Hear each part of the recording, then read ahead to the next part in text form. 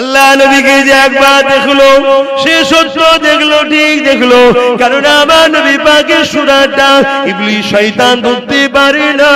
আল্লাহ নবীকে যে দেখে সাতটা জাহান্নামের আগুন আল্লাহ পাক তার জন্য হারাম করে দেয়। এ যুবকেরা, তরুণেরা, এ নবী পাকের প্রেমিকেরা, আমার আপনার মুর্শিদ কিবলা জামালে মুজাদ্দিদ আবু বকর সিদ্দিক দাদা হুজুর পীর কিবলা আল্লাহ নবীকে দেখার জন্য দিন রাত জেগে কেঁদেছে, দিন রাত ধরে দরুদ শরীফ পড়ে পড়ে কাটিয়েছে। আল্লাহ নবী দিদারে আসায় এমনও দিন যায়, এমনও রাত যায়, খাওয়া দাওয়া নাই, দরুদের জিবায় বসে বসে ইয়া রাসূলুল্লাহ, ইয়া রাসূলুল্লাহ আপনার দিদারের বসনা আমি আবু বকর রাখি। আল্লাহ পাকে ফরিয়াদ করতে লেগেছে, ও রব্বি আল্লাহ আমি আবু বকর আপনার হাবিবকে দেখতে চাই, আল্লাহ আপনি দিদারটা নসিব করে দিন। আল্লাহ আল্লাহ আবু বকরকে আপনার হাবিবকে দেখিয়ে দিন। আল্লাহ এইভাবে কয়েক সপ্তাহ যেতে না যেতে হুজুরের শরীরটা একদিন অসুস্থ হয়ে গেল। হুজুর আমার তাহাজ্জুদের নামাজটা আদায় করলে একটা জায়গায় একটু হেলান দিলে চোখটা বন্ধ হয়ে গেল। যখনই চোখটা বন্ধ হয়ে গেল সঙ্গে সঙ্গে ওই খ্বাবের মধ্যে আল্লাহ নবীর সঙ্গে দিদার হতে লেগেছে। আরো জোরে বলুন সুবহান। আল্লাহ নবী বলেছিলেন, এ আবু বকর আপনি আমাকে এত ভালোবাসেন তাহলে আমার রওজায় কেন আসেন না? আপনি নিয়ত করুন মক্কা মদিনায় যাবে। সকাল হলো, আল্লাহ নবীর খ্বাবের কথাটা আমার দাদা হুজুর মুরিদদেরকে জানালো, খলিফাদেরকে জানালো। অনেক বড় কথা, হজে যাবার নিয়ত করলে সময় এসে গেল, মক্কা গেলে, ওখান থেকে মদিনা শরীফে গেলে, খাদিম সে হাতটা ধরলো, আপনি আবু বকর আল্লাহ নবী আমাকে জানিয়েছে একটা রাত্রি আল্লাহ নবী আপনাকে রওজার ভেতরে আম্মা জান আয়েশা ঘর যেটা ওই ঘরের মধ্যে থাকার পারমিশন দিয়েছে। আরো জোরে বলুন সুবহান।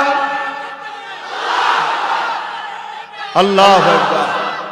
সেই দাদা পীরের সিলসিলা অর্থাৎ আহলুস সুন্নাত ওয়াল জামাত আমরা মেনে চলি না, চলি না। হ্যাঁ, আরো অনেক দল আছে, মানে অনেক ইমাম আছে, দল একটা, আহলে সুন্নাত ওয়াল জামাতের আরো প্রচারক আছে। আলা হযরত আহমদ রেজা খান আছে ওইদিকে, কারামত আলী জনপুরি সাহেব আছে সেই বাংলাদেশের ওইদিকে, হাজী ইমদাদুল্লাহ মুহাজির মক্কি যিনি দেওবন্দীদের পীর সাহেব উনি আহলে সুন্নাত ওয়াল জামাতের মানুষ, ওনারা প্রচার করেছে। কিন্তু পূর্ব ভারতে দাদা হুজুরের কথা মানতে হবে, ইনি এই জায়গার দায়িত্ব আল্লাহর পক্ষ থেকে পেয়েছে। জোরে বলুন সুবহানাল্লাহ। বুঝতে পারলাম? অতএব দাদা হুজুরকে মজবুত করে ধরেন। সেই দাদা পীরের আওলাদ দাদা হুজুরের গাছের ডালপালা, যদি কোনো ডাল শুকিয়ে যায় আপনি কাটবেন নাকি? জোরে বলো, আপনি কাটবেন কেন? কাটতে গেলে পুরা যদি কষ্ট পাই বিয়াদবি হবে। আর ওলি আজাদ তো খোদা বাজার, যখন গোড়া দেখবে যে ডাল পুরো শুকিয়ে গেছে আর থাকার নয়, অর্থাৎ খারাপ হয়ে গেছে, বুঝাতে চাইছে, ঝেড়ে ফেলা দেবে, এমনি পড়ে যাবে। কথা বুঝছেন না? বোঝেননি? আপনি মুরিদ কেন কাটতে যাচ্ছেন? মুরিদরা অনেকে দেখেছি পীর সাহেবদের সমালোচনা করে, আব্বাস সিদ্দিকীর কথা বললো কেন, ও কথা বললো কেন? তুই মুরিদ, যদি মুরিদ হস, আব্বাস সিদ্দিকীর কথা যদি তোর পছন্দ না হয় দূরে সরে যাও, সমালোচনা করলে কেন? অন্যজন আরো আছে, আরো কারো সমালোচনা করে। খবরদার, লাপালাপি করো না। যাদের জন্য লাপালাপি করছো আখিরাতে তারা তোমাদের সাথে থাকবে তো? কাতারি তো আলাদা। তবুও যত বড় পাপী হোক, যাই হোক, মুস্তাফার প্রত্যেক গোলাম তো আশা রাখতে পারে আমরা এক কাতারে দেখা হবে, আগে হোক আর পিছনে হোক, কাতারটা তো পাবো। আর যাদের জন্য তোমরা নবী বংশের বাচ্চাদের সমালোচনা করছো তাদের কাতারই তো আলাদা। যদি বলে না আখিরাতের কথা পরে ভাববো, কোনি পর বলতে কি আছে? কালকে, আজকে মরলে তো কালকে জানা যাবে কি, আজকে রাত্রি বলবে। তুমি তো এমন কোন ভিআইপি নয় যে তোমার জন্য অনেক লোক আসবে 3 দিন রাখতে হবে। তুমি কি মেজে হুজুর নাকি? না সাইফুদ্দিন হুজুর যে রাখতে হবে? কথা বুঝছেন না? বলুন তাহলে কিসের এত লাপালাপি? আমরা বুঝি না, তুমি বুঝে গেছো। কিসের ঘরে আছো জানি না, মুখ সামলে কথা বলো। ভেবে চিন্তে কথা বলো। চোখের সামনে দেখতে পাচ্ছ না আসানসোলের ইমাম সাহেবের ছেলের বুকটা চিরে কলজেটাকে যে বার করেছিল সে এখন তোমার আপনজনের ঘুমটার তলায় বসে আছে, দেখতে পাচ্ছ না? তুমি আব্বাস সিদ্দিকীকে দেখতে পেয়েছো? আব্বাস সিদ্দিকী ভুল করছে? তোমার মনে হয়েছে আব্বাস সিদ্দিকী ভুল করছে? সুধরে যাও, এখনো সময় আছে, পরিবর্তন হও, না হয় বিশাল ফাঁসা ফাঁসবে। নোটটাও নিয়ে নেবে, খুচরোটাও নিয়ে নেবে, নোটটাও নিয়ে নেবে, খুচরোটাও নিয়ে নেবে, পুরো দেউলিয়া হয়ে যেতে হবে। নোট নাই নাই থাকবে জায়গা 100 টাকা, খুচরো যদি গোটা 50 টাকা থাকে তাও তো লাভ আছে। কথা বুঝছেন না বোঝেন নে? একটু বুঝার চেষ্টা করুন। বাঁচাবার স্বার্থে ভালোবাসি বলে বুঝাচ্ছি। কি বুঝাবো না? বুঝাবো না। কেউ বুঝুক চাই না, বুঝতে চাক। যারা আমাকে সন্তান ও ভাই বলে ভালোবাসেন, যে বাপ বা মা, ভাই বা বোন আমাকে ছেলে বা ভাইয়ের মতো যারা ভালোবাসেন, আমার কি দায়িত্ব নয় আপনাদেরকে বোঝানো? বোঝানোর দায়িত্ব আছে না? না? একটু হাত তুলে বলুন কারা আমাকে আপন মনে করে। আলহামদুলিল্লাহ, আল্লাহ কবুল করে, বলুন আল্লাহুম্মা আমিন।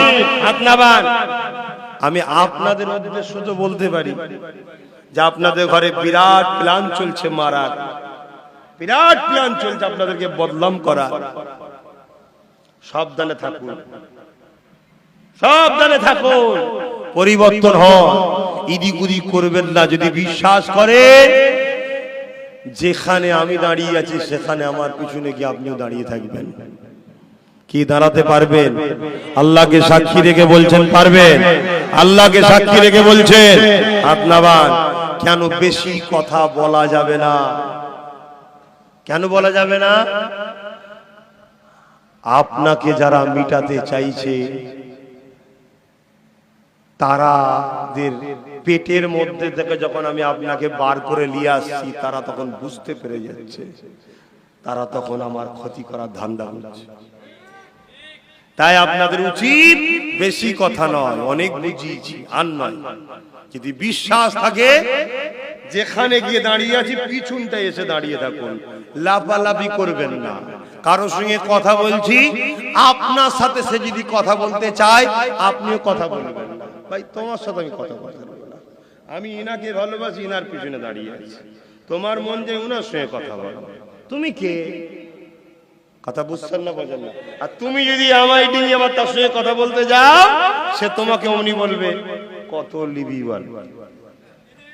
যে জিনিস কিনা যায় সে জিনিস বিক্রিও করা যায়, ঠিক না বেঠিক গো? বলবেন তো?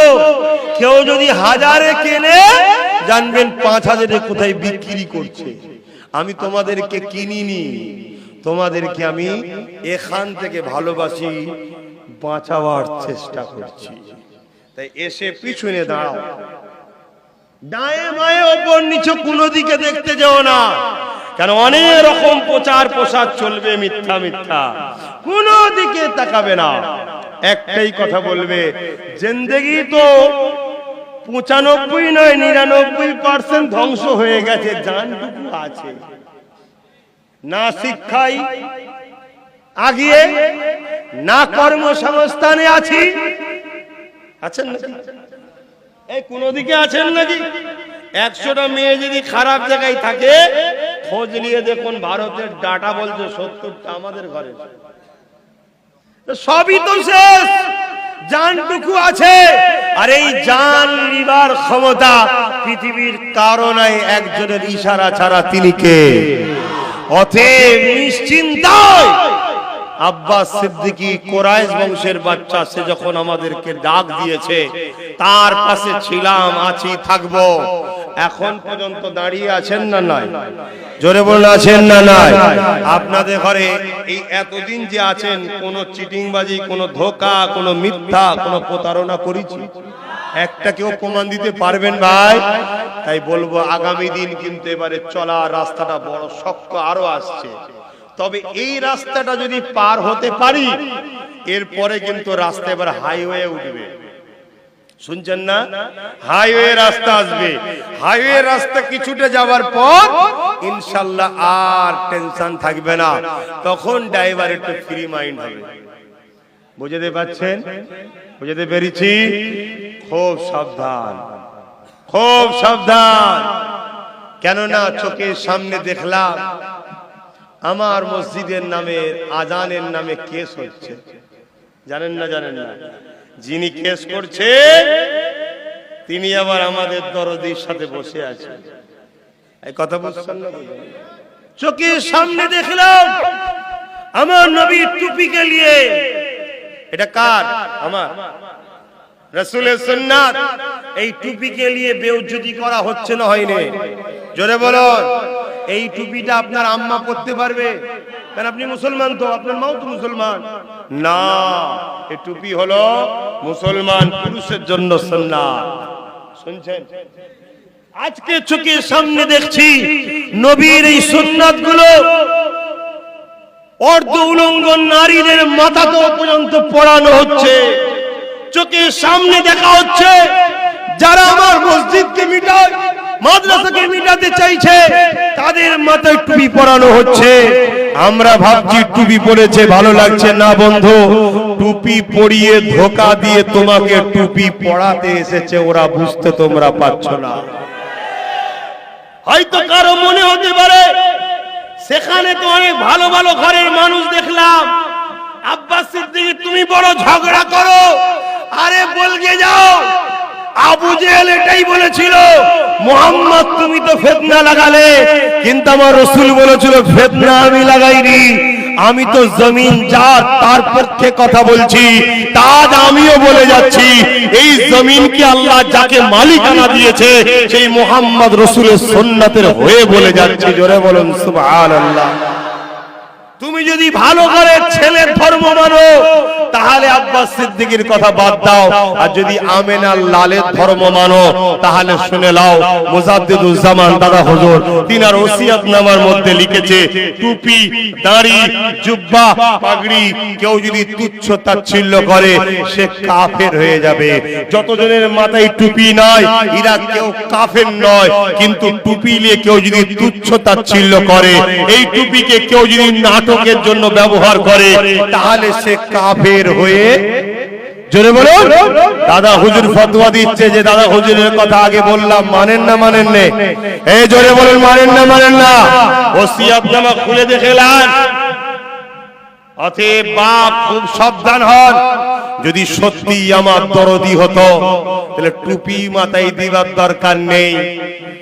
ইফতারের ফলের দামগুলো কমিয়ে দেন, গরিব মানুষগুলো একটু ফল খেয়ে জানটা শান্তি পাবে। কি গো, ঠিক না বেটি?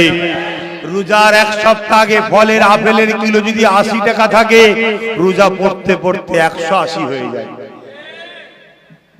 যদি সত্যি আমাদের দরদি হয় তাহলে ঈদগার মাঠে গিয়ে ঘুমটা দিয়ে এনআরসির ভয় না দেখিয়ে 3 দিনের ছুটিটা ঘোষণা করুন ঈদের। ছেলে বউ বাচ্চাগুলো গেলে একটু আনন্দে থাকবে, তবেই জানবো দরদি না হয় নাটক ছাড়া অন্য কিছু নয়। এই আমার নামাজকে নিয়ে নাটক চলছে না চলে নে? এর বেলায় তো কোনো কথা নেই।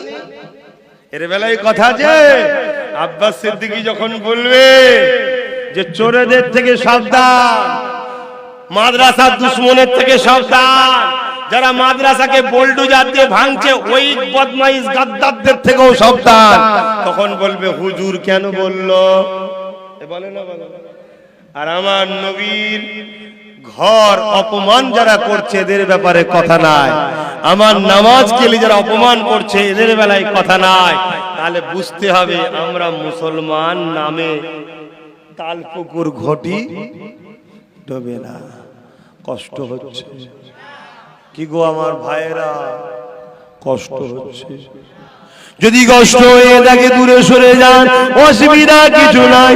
তবে মনে রাখবেন, আজ যাদের দালালি করছে, আজ সকল জালিমদের পিছনে ঘুরে আমার সমালোচনা করছে, ইসলামের সমালোচনা করছে, নাই সত্যের বিরোধিতা করছে, মাদ্রাসা দুশ্মন, মসজিদের দুশ্মনের দলদাস হয়ে আছে, মনে রাখবেন মৃত্যু তোমার কালি হতে পারে। তোমাকে এখন কবরে শুইয়ে দেওয়া হবে।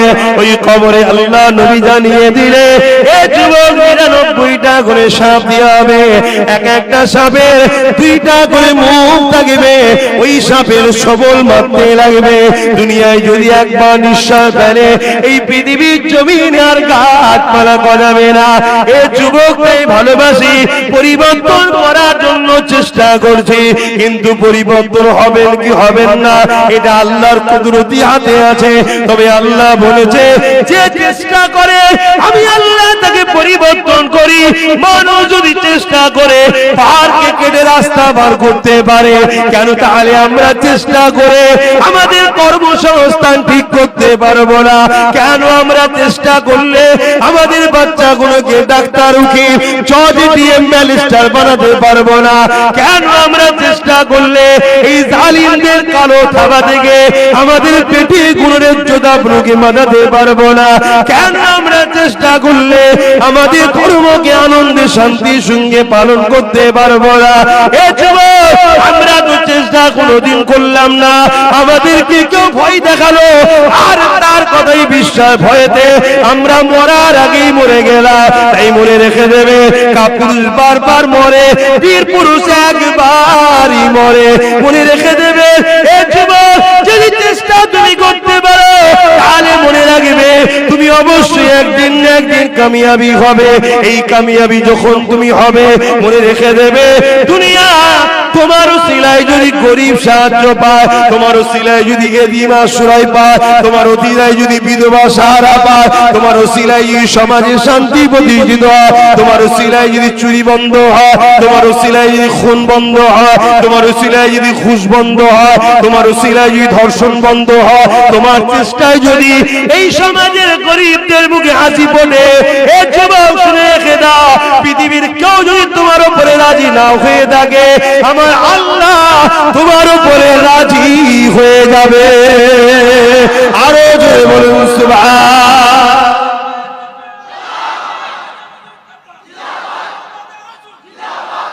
সংসার করা ভালো কাজ না খারাপ কাজ? ওটা তো নিজের ব্যাপার, কিন্তু এটা ইসলামের কাজ না, ইসলামের কাজ না। এটা মুসলমান সংসার করছে, এটা অমুসলিম সংসার করছে, দুটো সংসার এক না আলাদা? জোরে বলুন।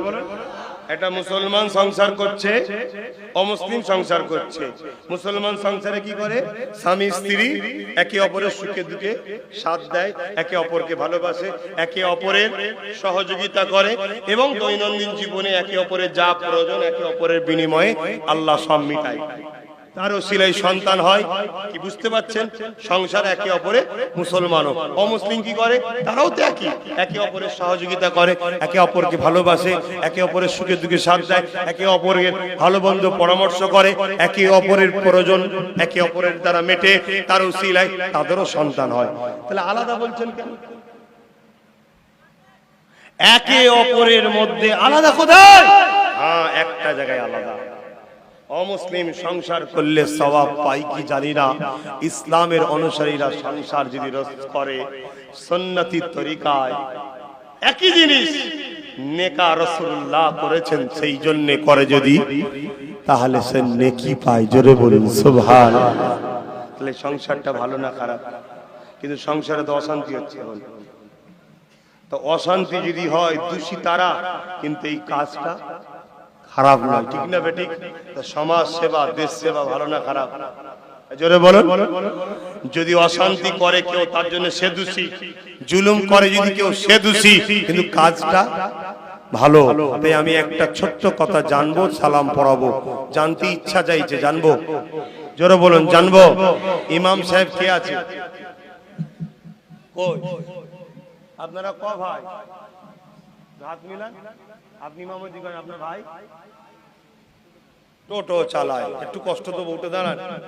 ইমাম সাহেব আলেম মানুষ, হাফেজ মানুষ, আল্লাহর কোরআন সিনায় আছে, সম্মানীয় না সম্মানীয় নয়? ইনি ইমামতি করেন, আপনারা ইত্তেবা করেন না, কিন্তু ইনার ভাই টোটো চালায়। কি চালায়? টোটো। টোটো চালানোটা হারাম না হালাল? ইনি যেটা করে হালাল না হারাম? হালাল, কিন্তু এটা সম্মানীয় অনেক বেশি, ঠিক না বেটি? কিন্তু ইনার ভাই টোটো চালাই, পছন্দ হয়েছে, করছে। কথা বুঝে আসছে, কিন্তু তার কাজটাকে কেউ হিন্দা করতে পারবেন? আচ্ছা, কোনোদিন যদি টোটো চালানো ভাইটা ইমাম সাহেবকে বলে যে ভাই তুমি একটুখানি আমার টোটোটাকে একটু ঠেলে দাও না, বা আমাকে কোনো হেল্প করো না, ইমাম সাহেবের কি উচিত নয় তার ভাইয়ের পাশে দাঁড়ানো? এই বলুন, উচিত না উচিত নয়? ইমাম সাহেব ঘৃণা করবে নাকি? এ বাবা, আমি ইমাম, আমি নামাজ পড়াই, আমি কুরআন পড়ি, ও টোটো ফটো ঠেলা ঠুলি করতে পারবো না, এটা কি ভাই হবে? এই জন্য বলেন, বসেন, কষ্ট দিলাম। তাহলে আমি আমার ভাই নওশাদ সিদ্দিকী সে রাজনীতি করে, আমি জলসা মাহফিল করি, আমি আমার ভাইকে সাথ দিতে পারি না? পারি না? জোরে বলেন, পারি না? পারি না? আপনি যদি আপনার ভাইকে সাথ দিতে পারেন, অন্যায় না হতে পারে, তাহলে আমার ভাই রাজনীতি করে, এই রাজনীতি করাটা কি হারাম? আমার ভাই কি চোর? আমার ভাই কি চাকরি চুরি করেছে, দুর্নীতি করেছে? যদি কোনোদিন করে থাকে তাহলে আমাকে বলবেন, সেদিন আমার ভাইয়ের সাথ দিয়ে আমার চলবে না, কিন্তু আমার ভাইয়ের সাথ এটা আমাকে দিতে হবে, এটা আমার দায়িত্ব আছে না? না, কিন্তু সেই দায়িত্ব, সেই কাজ, সেই দায়িত্ব এই মাহফিলে নয়, সেটা প্রচারের জায়গায়। ও যদি কোনোদিন আমায় বলে যে ভাই আমি পূর্ব মেদিনীপুরে একটা জনসভা করছি, আপনি একটু আসুন না, আপনার ভালোবাসার মানুষকে বলুন না, এসে আমার একটু প্রচার করুন না, কি গো আমি গেলে আপনাদের আপত্তি আছে? জোরে আপত্তি আছে? যদি সত্যি আপনারা ইমামকে ভালোবাসেন, তার পিছনে ইক্তেদা করেন, তার ভাইয়ের কাজে যদি সে যায়, তাতে যদি আপত্তি না থাকতে পারে, আমার ভাই তো হারাম কাজ করেনি, হালাল কাজ করছে, দেশ ও মানুষের সেবা করতে নেমেছে, তাহলে সে যদি আমায় ডাকে, আমি কেন যেতে পারবো না? এই যাওয়া কি অন্যায় হবে? আপনারা ঘৃণা করবেন আমায়? যদি আমি যাই, তাহলে আমার ভালোবাসার মানুষগুলোকেও যাওয়া দরকার আছে না? নাই? বাস এইটাই তো ভালোবাসা। বেশি বুঝেছি না? বুঝে বুঝে বুঝে বুঝে ৭৬ বছর কি করেছো? হ্যাঁ, শুধরে যাও। অনেক লোক আছে ছোট বড় কথা বলে আমায়, তাই শুধরাবার জন্য বলে দিলাম, আমি আমার ভাইয়ের সাথে ছিলাম, আছি, থাকবো। আপনাদের যদি থাকে আপত্তি, সরে যান। আমি আমার ভাই ছাড়বো না। হ্যাঁ, আমার ভাই করে যদি অন্যায়, সমাজ বিরোধী কাজ করে, দেশ বিরোধী কাজ করে, ইসলাম বিরোধী কাজ করে, তাহলে অবশ্যই আমার দায়িত্ব আমার ভাইকে সেই অন্যায় থেকে ফিরিয়ে আনা। যদি না আসে, তখন আমি তার বিরুদ্ধে লড়াই করব। কেন? আমার কাছে সত্য আগে, ভাই আগে নয়। আমার কাছে মানবতা আগে, বাপ আগে নয়। আমার কাছে ইনসাফ আগে, মা আগে নয়। কেন? আমার রাসূল ইনসাফের জন্য রক্ত ঝরেছে, আমার নবী তায়েফের জমিনে মার খেয়েছে সত্যকে জিন্দা করতে গিয়ে। জোরে বলুন সুবহানাল্লাহ। আত্মীয়তা করতে হবে, কিন্তু রাসূলের দ্বীনকে মেরে দিয়ে নয়। রাসূল সত্যের পক্ষে, ইনসাফের পক্ষে, মানবতার পক্ষে, গরিবের পক্ষে, অসহায়ের পক্ষে। যদি আমার ভাই কোনোদিন গরিবকে লোটে, তাহলে আমার ভাইয়ের সাথ দেওয়া ইসলাম অনুযায়ী আমার জন্য হারাম হয়ে যাবে। আমি পীর সাহেব দিতে পারবো না। শুনছেন না? শোনেন নে? ভাই তো কি হয়েছে? ভাইয়ের জন্য জাহান্নামে যাবো নাকি? কিন্তু আমার ভাই কি করেছে? তাহলে আমি যদি আমার ভাইয়ের সাথ দিই, কিছু কিছু মুসলমান তারা বলে আমরা নবীর উম্মাহ, সমালোচনা করা। আপনার এলাকায় আছে কি আমি জানি না, যদি থেকে থাকে শুধরে যান, শুধরে যান, তওবা করুন, পরিবর্তন হন। আমি আপনাকে পুলিশ দেখাবো না, কারণ আমি নেতা নয়। আমি আপনাকে জেল দেখাবো না, কারণ আমি লিডার নয়। আমি আপনাকে মিথ্যা কেস দেবো এটা বলবো না, কেন আমি কোন রাজনীতির কোন এমএলএ মন্ত্রী নয়। কিন্তু মনে রেখে দিও, আমি আল্লাহর কাছে হাত তুলে তোমার জন্য অভিযোগ দেবো, আল্লাহ ওই লোকগুলো আমাকে গালি দিয়েছে, ছোট বড় কথা বলেছে। কেন? আমার ভাই গরিব, অসহায়, দলিত, আদিবাসী, মুসলিম তোমার সৃষ্টির জন্য লড়ছিল, আমি আমার ভাইয়ের সাথ দিয়েছি, তো আমাকে গাল দিয়েছে। আল্লাহ তুমি ওর বিচার করো। এই বিচার হচ্ছে না? হয়নি? হ্যাঁ মনে আছে, আমার বাড়ির দরজায় লাথি মেরেছিল, আর এখন প্রায় দরজায় লোক যাচ্ছে, দেখছেন না? আরো যাবে, নেস্তে নাবুদ করে দেবে আল্লাহ ইনশাআল্লাহ। আল্লাহর ভরসা আছে না? না, আমার ভরসা আছে, আপনাদের আছে? আচ্ছা স্বাভাবিক, স্বাভাবিক। আপনি যদি কাউকে ভালোবাসেন, বিপদে পড়লে সে আপনার পাশে আসবে, আপনাকে সাহায্য করবে, আশা রাখেন না? রাখেন না? আর দুনিয়ায় এটা ঘটে না? ঘটে না? ঘটে। তাহলে আমি যদি আমার আল্লাহকে ভালোবাসি, আমি বিপদে পড়লে আমার আল্লাহ সাহায্য আমার উপরে আসবে, আশা করাটা কি আমার অন্যায় হবে? তা আমি আশা রাখিছি যারা আমার উপরে জুলুম করেছে এদের নাম নিশান আল্লাহ মুছে দেবে, এদের উপরে খোদার গজব শুরু হয়েছে, আরো হবে। কিন্তু যারা আমার কওমের ভাই, তোমাকে রাসূলুল্লাহ স্বার্থে ভালোবাসি, যদি কেউ ভুল করে থাকো হাত ধরে শুধু একটা কথা বলো, ভাই আমার ভুল হয়ে গেছে, আল্লাহর রাস্তায় মাফ করে দিও। আমি কথা দিচ্ছি মাফ করা আমার ঈমানি দায়িত্ব, মাফ করছি, আগামীতে করব, কিন্তু তোমাকে বলতে হবে, এটা ধর্মের কাজ। তুমি না বললে, আমি যদি বলি মাফ করে দিচ্ছি, ওটা মাফ হয় না, তাকে বলতে হয়। শুধু বলা নয়, এমনও রয়াতে আছে কি বিষয়টা বলেছিল ওটাকে উচ্চারণ করতে হয়। যে তোমাকে আমি এই বলেছিলাম, তুমি নাকি কোন বড় ডাকাতের থেকে নাকি টাকা নিয়েছিলে। বড় ডাকাত বুঝতে পারছেন? মাথায় টুপিটা দিলে মনে যেন বে করতে যাচ্ছে, যা শেরওয়ানি ফেরওয়ানি লাগাই, বুঝতে পারছেন না? বুঝতে পারছেন না? পারেন না? তার থেকে নাকি তুমি টাকা নিয়েছিলাম, প্রচার করে না? করে না? হ্যাঁ মুসলমান করেছে, আমি ও মুসলিমের কোনো কথা বলতে আসিনি, কেন আমি ধর্ম সভায় এসেছি। আর আল্লাহ শুকর করে বলছে, আমি মিলিয়ে দেখেছি অমুসলিম ভাইরা আমার এইভাবে সমালোচনা করে না, যেভাবে মুসলমান এক শ্রেণী আমার সমালোচনা করে।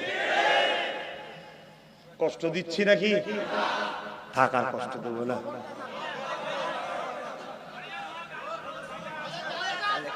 মুরব্বী বলছে 6 ঘন্টা থাকবে, 6 ঘন্টা থাকলে তো অবস্থা খারাপ হয়ে যাবে। আচ্ছা আমি বিদায় নিচ্ছি না, নামাজ আছে, আসরের নামাজ আছে, কথা বুঝাচ্ছে। এমনি 5টা 10 করে দিয়ে শুনলাম, তাই তো? যাক নামাজ আছে, সেটাও দেখতে হবে। কেন নামাজ পড়বো না, এটা কেমন কথা? ইমামে হোসাইন পাক কারবালাতে নামাজ কাজা করেছে, আমরা কেন নামাজ কাজা করবো? আসো নামাজ পড়ি, নামাজ পড়তে হবে। আর একটা কথা বলে যায়, অনেক পীর সাহেব আছে, অনেক মৌলভী সাহেব আছে, অনেক ইমাম সাহেব আছে, কারোর সঙ্গে আমার ব্যক্তিগত কোনো ঝগড়া নাই, কারোর সঙ্গে আমার বন্ধুত্ব নাই। আমি নীতির পক্ষে কথা বলি, কারো গায়ে লেগে গেলে সে আমার বিরুদ্ধে বলে, সমাজকে তখন তার বিষয়টা একটু খুলে বলে দিই যে ও এই এই কাজে জড়িয়ে আছে। কথা বুঝে আসছে? সে যদি তার মতো চুপ থাকে, আমি ব্যক্তিগত কাউকে আক্রমণ করার পক্ষপাতী নয়, কেন ব্যক্তিগত লড়াই করাও তো ইসলামে হারাম। ধর্ম সবাই বসে হারাম কাজ করবো নাকি? কিন্তু কেউ যদি আমায় ঘাটায়, উদ্দেশ্য কি? যাতে আমার থেকে যুবকগুলোকে সরানো যায়, আমার থেকে বাপ গুলোকে সরানো যায়, মা গুলোকে সরানো যায়, বোন গুলোকে সরানো যায়, ঠিক তো নাকি? এটাই তো লক্ষ্য, তাই পৌঁছাতে চাইছে। তাহলে আমাকেও তো বুঝানো দরকার যে ও বেটা খুব একটা সুবিধা নয়, তাহলে তার কথা সমাজ নেবে না, ঠিক না বেটি? কিন্তু আমার লড়াইয়ের মাকসাদ একটাই, কুনতুম খায়রা উম্মাতিন উখরিজাত লিন-নাস তা'মুরুনা বিল মা'রুফ ওয়া তানহাউনা আনিল মুনকার। হাফেজ সাহেব আছে কোরআনে? আবার একবার বলছি, আরো কেউ হাফেজ থেকে আলেম থেকে শুনেলেন, কুনতুম খায়রা উম্মাতিন উখরিজাত লিন-নাস তা'মুরুনা বিল মা'রুফ ওয়া তানহাউনা আনিল মুনকার। এর মানে বাংলা, আরবি কথাটা কার কথা? জোরে বলুন। আল্লাহর কথা। আপনাদেরকে বানিয়েছে কে? বাঁচিয়ে রেখেছে কে? খাওয়াচ্ছে কে? মৃত্যু দেবেন কে? সেই আল্লাহর কথা মানবেন না? আল্লাহ বলছে তোমরা শ্রেষ্ঠ, তোমরা ভালো কাজ করবে, ভালোর পক্ষে থাকবে, ভালোকে সাপোর্ট করবে, অন্যায় করবে না, অন্যায়ের পক্ষে থাকবে না, অন্যায়কে মিটিয়ে দাও, অন্যায়কে মুছে দাও। জোরে বলুন সুবহানাল্লাহ। তাহলে বলুন, তাহলে আমার কাজ ভালোর পক্ষে থাকা না থাকা না। তাই ইসলাম যেগুলো বলেছে আমি সেগুলো বলি, ইসলাম যেগুলো নিষেধ করেছে আমি তা থেকে দূরে থাকতে বলি। আমি গরিবদের পক্ষে থাকবো, গরিবদের ঘরে যে লোটে তাদের পক্ষে থাকতে পারবো। এই জন্য বলুন না, কেন গরিবদের ঘরে লুটা ভালো কাজ নয়, অন্যায় কাজ।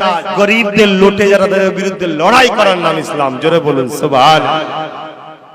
এবারে প্ল্যাটফর্ম আছে, আমি হুজুরের প্ল্যাটফর্মে, কিন্তু আমি তো আর ওই কি বলে একটা ঘর আছে ওইখানে যে লড়াই করতে পারি না। ওখানে লড়াই করার জন্য আমার ভাই ঢুকেছে, আমি ওকে বলতে পারি ঠিক আছে তুই চিন্তা করিস নি, ভালো করে লড়াই কর, আমি তোর পাশে আছি। তুই তো ইনকামও নেই, এবার ইনকাম আছে নাকি? ওকে তো দেয় তো কচু পুরা কি 80-85 হাজার টাকা। কথা বুঝে আসছে? আমি যদি ডেলি দুটো করে জলসা করি ব্যাস